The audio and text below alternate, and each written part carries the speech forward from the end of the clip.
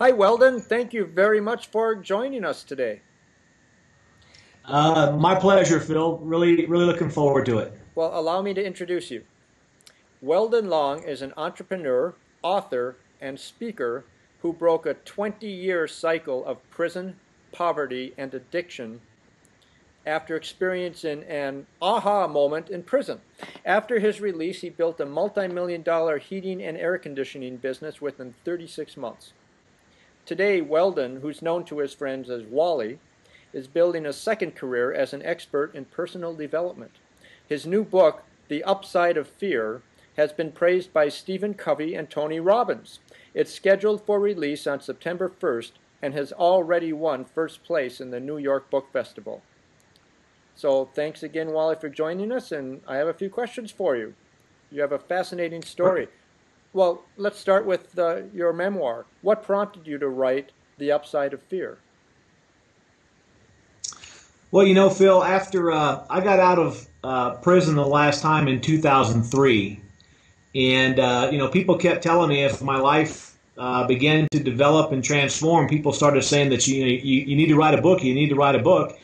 And so I thought about it for a long time, and ironically, as this was going along, my wife and I were having a lot of success in our heating and air conditioning business. And about 2 years into that process, our competitors all got together with kind of the good old boy network at the building department, and they tried to run us out of town. They tried to pull my license, and they threatened that if I didn't go along with it, they were going to expose my background to the media, to the local media. Wow. And they did. They did. So I decided that, I'd been thinking about writing this book for a while, and I decided that I never wanted to be in a situation where people could extort me or try to leverage me by exposing my record. I just wanted to make it public knowledge, and that way I can go on about my business without being threatened by it. What is the upside of fear? It's an interesting title choice. Well, the upside of fear is actually a personal development model that I came up with based on the acronym of FEAR, F-E-A-R. And it's focus, emotional commitment, action, and responsibility. And those four components were the things that I learned in prison 13 years ago when I decided I was going to change my life and realized that fear had governed my life from a negative perspective for many, many years. And when I turned my life around, that's what I did. I got focused on the good things in life I needed to do. I got emotionally committed to those through writing them, reading them, and meditating on them. I took consistent action towards achieving them. And then, of course, I took responsibility for my life. And so the upside of fear was the personal development model that came out of my experiences. Great. Well, I'm sure people watching this are wondering, what were you in prison for? And what was the worst thing about being in jail for, 13 years? Yeah, 13 years. 3 different stretches. The first 2 stretches were, about 3 years apiece. And then the third time I went back for 7 years. And I was in prison for crimes, Phil, ranging from originally 1987, I was convicted of armed robbery. I later went back to prison on a parole violation and got out. Then I went back on mail fraud and money laundering charges related to some illegal telemarketing activities I was involved in. And they had some old charges related to some other robberies that I had done and gotten away with for many years. And eventually, Father Time caught up with me. And so it was a wide variety, unfortunately, of different types of serious crimes. The worst part about prison really is just it's the boredom, it's the isolation, and it's the feeling of being unproductive and making no contribution and not achieving anything. And in my case, I was able to combat that by studying, and I was a high school dropout and got my bachelor's degree and my MBA while I was in prison, and so I was able to make some good use out of that time. In fact, my whole kind of psychological, spiritual, emotional transformation happened while I was in there. Wow. Well, how did your time in prison affect your family? Well, it had a very, very serious impact. I went through a couple of different marriages. I was in and out of prison a lot over that 15-year span and went through 2 marriages. I think the biggest impact was on my son. In 1996, when my father died, and I kind of had this epiphany that I had to change my life, my son Hunter at the time was only 3 years old. And I had abandoned him, obviously was making no contribution to his life financially, emotionally, spiritually, nothing, you know.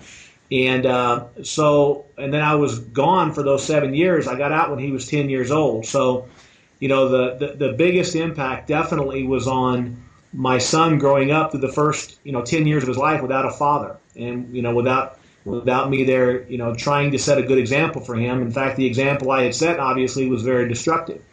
So the impact on my family was pretty harsh, especially on my son. Wow. Well, I'm glad that even at 10 years old, there's plenty of time left to be a good father.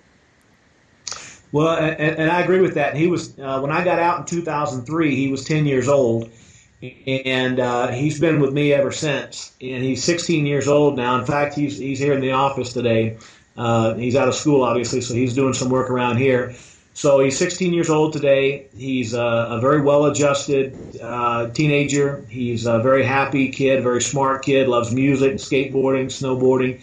And I've really been blessed that he's been able to recover. In the 6 years we've been together now since I've been out, it's just been the most rewarding part of this has been my experience with him and being the kind of father that I had never been before. But having that opportunity to be a good example. I mean, he's never seen me drunk. He's never seen me, living the life that I used to live. He's never seen that side of me. So it's been a lot of fun building that relationship with him and drawing close with him.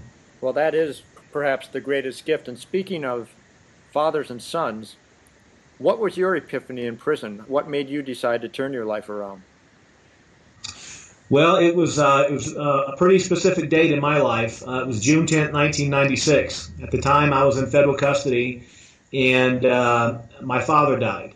And, in the days and weeks after my father's death, I realized that, I was 32 years old, and my father went to his grave only knowing me as a thief and a crook and a liar and a drunk.